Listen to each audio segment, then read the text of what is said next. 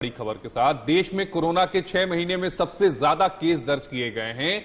एक दिन में कोरोना के 1,86,000 से ज्यादा नए मामले दर्ज किए गए हैं। तो वहीं महाराष्ट्र में एक दिन में 34,424 नए केस दर्ज किए गए हैं और 22 लोगों की कोरोना से पिछले 24 घंटे में मौत हुई है। और दिल्ली में भी स्थिति बहुत अच्छी नहीं है। आपको बता दें कि दिल्ली में कोरोना के 21,269 नए मामले सामने आए हैं, 23 लोगों की मौत हुई है।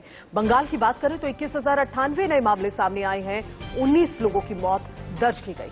अगर मुंबई की बात करें तो मुंबई में कोरोना के 11,647 नए केस दर्ज किए गए हैं, 2 लोगों की मौत हुई है। तो वहीं जम्मू कश्मीर में कोरोना के 1,148 नए केस दर्ज किए गए हैं।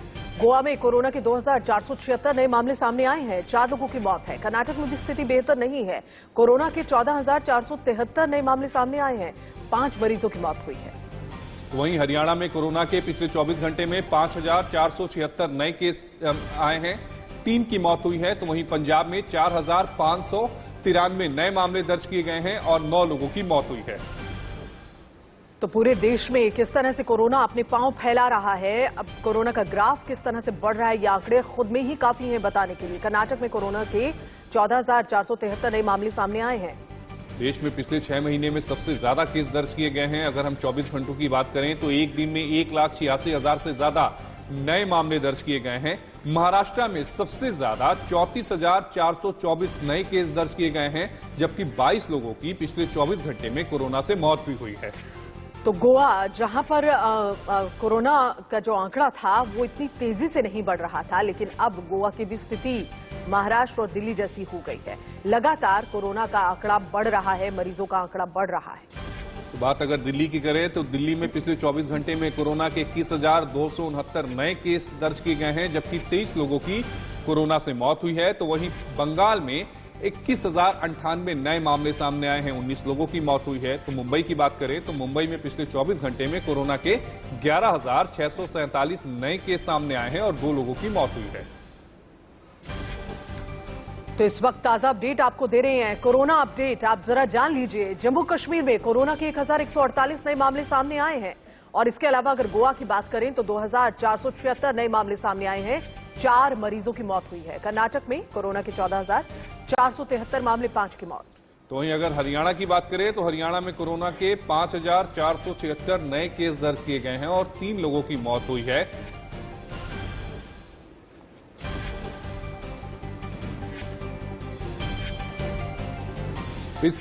इसी खबर पर ज्यादा जानकारी के साथ हमारे संवाददाता ऐश्वर्या हमसे दिल्ली से जुड़ रहे हैं, गुजरात से हमारे साथ अभिजीत जुड़ रहे हैं और अब्दुल हमारे सहयोगी हैदराबाद से जुड़े हैं। सबसे पहले ऐश्वर्या, मैं आपके पास आना चाहूंगा। ऐश्वर्या, अगर हम दिल्ली की बात करें तो दिल्ली में जो संक्रमण दर है वो सबसे ज्यादा रिकॉर्ड किया गया है, तकरीबन 26% के आसपास ये पहुंच गया है। पिछले 8 महीनों की बात करें तो 8 महीनों में ये दूसरा सबसे बड़ा आंकड़ा है संक्रमण दर का। दिल्ली में दिल्ली सरकार की तरफ से नई गाइडलाइंस भी जारी कर दी गई हैं, जिसमें जो प्राइवेट ऑफिसेज हैं उसमें उसे बंद कर दिया गया है। केवल जरूरी जो सेवाओं के लिए प्राइवेट ऑफिसेज हैं उन्हें खोलने की इजाजत है।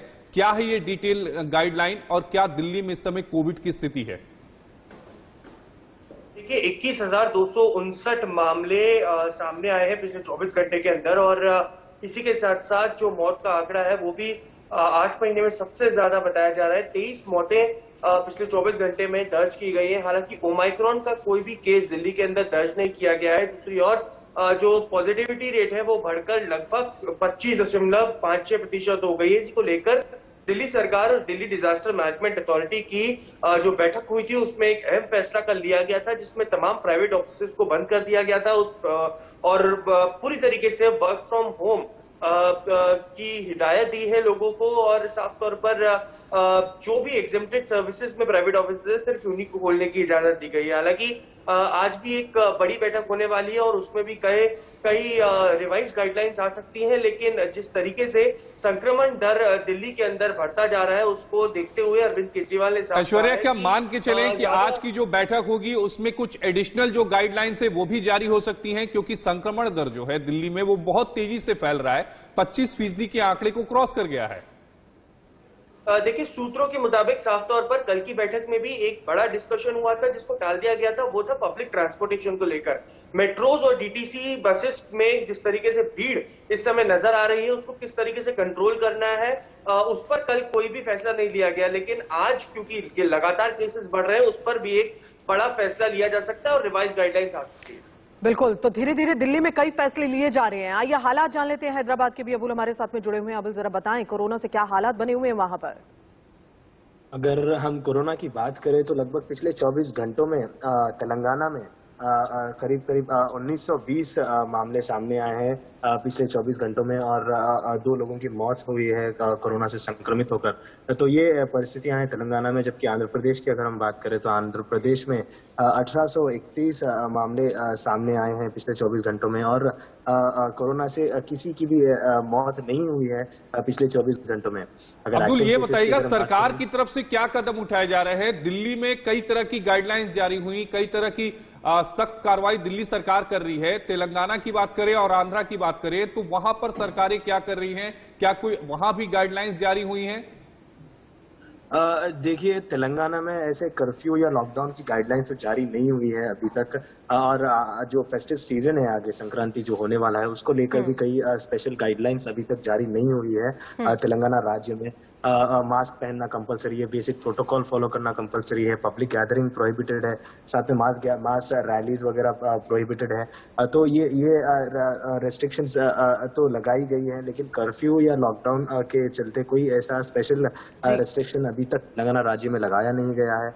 अगर आंध्र प्रदेश की बात करें तो आंध्र प्रदेश ने पिछले 2 दिन नाइट कर्फ्यू जारी किया था, जो अभी उसको निलंबित किया गया है। 18 तारीख तक उसको बढ़ाया गया है फेस्टिव सीजन्स के चलते। तो संक्रांति के बाद 18 तारीख से लेकर 31 जनवरी तक नाइट कर्फ्यू लागू होगा, रात के 11 बजे से सुबह बजे तक। तो ये परिस्थितियां हैं दोनों राज्य में, जहां पर हम देख सकते हैं कि पड़ोसी राज्यों में कई सारे हजारों में केसेस आ रहे हैं, जैसे कर्नाटका में 14,000। बिल्कुल, और ये नए केसेस जो हैं ये डराने के लिए काफी हैं, ये बताने के लिए काफी हैं कि ओमिक्रॉन किस तरह से फैल रहा है। आइए गुजरात की स्थिति भी जान लेते हैं। अभिजीत जी हमारे साथ में बने हुए। अभिजीत जी, जरा बताएं गुजरात में क्या ये आंकड़ा कह रहा है, और क्या कुछ सख्त पाबंदियां अभी लगी हैं और इसके अलावा लग भी सकती हैं बढ़ते आंकड़ों को देखकर? बिल्कुल, मैं बता दूं तो जिस तरह से गुजरात में 7,476 मामले सामने आए कोरोना के, और उसके सामने तीन लोगों की मौत हुई है। दूसरी बात यह है कि गुजरात में अहमदाबाद और सूरत एक हॉटस्पॉट बन गया है। गुजरात में अहमदाबाद में जिस तरह से 2,900 से ऊपर केसेस दर्ज हुए और सूरत में 2,200 के आसपास केस दर्ज हुए, तो उसको चलते राज्य सरकार की कोर कमेटी की कल बैठक हुई थी। और जिस तरह से केसेस बढ़ रहे हैं तो राज्य सरकार की जो नई गाइडलाइन जो 4 दिन पहले ही जारी कर दी गई थी, उसमें बदलाव करके 15 तारीख तक जो था उसकी जगह पे सरकार ने जो पहले 400 लोगों की परमिशन दी थी, राजनीतिक पार्टी या की रैलियां हो या सभा हो, शादियों के समारोह, तो ऐसी जगह पे खुले मैदान में अगर होती है तो 400 लोगों को परमिशन दी गई थी। लेकिन सरकार ने कल जिस तरह से केसेस बढ़ रहे तो सरकार ने बदलाव करके 150 लोगों की परमिशन वाला मामला कर दिया। और साथ में दूसरी बात यह है कि जिस तरह से केसेस बढ़ रहे हैं, सरकार ने 22 जनवरी तक रात नाइट कर्फ्यू जो 10 शहरों में डाला है उसको भी बढ़ाया गया है। और खास बात यह कि जो पिछले साल 2021 में जून से दिसंबर में गुजरात में 22,000 के आसपास केस दर्ज हुए थे 6 महीने में, और 11 दिन में नए साल 2022 के 11 दिन में 44,000 से ऊपर केस दर्ज होने से एक चिंता का विषय जरूर बन गया है। जी बिल्कुल चिंता का विषय है, और ये बढ़ते आंकड़े जो हैं अपने आप में बता रहे हैं कि अब स्थिति जो है वो क्या बनी हुई है। आप तीनों सहयोगी हमारे साथ जुड़े, इन तमाम जानकारियों के लिए बहुत बहुत शुक्रिया।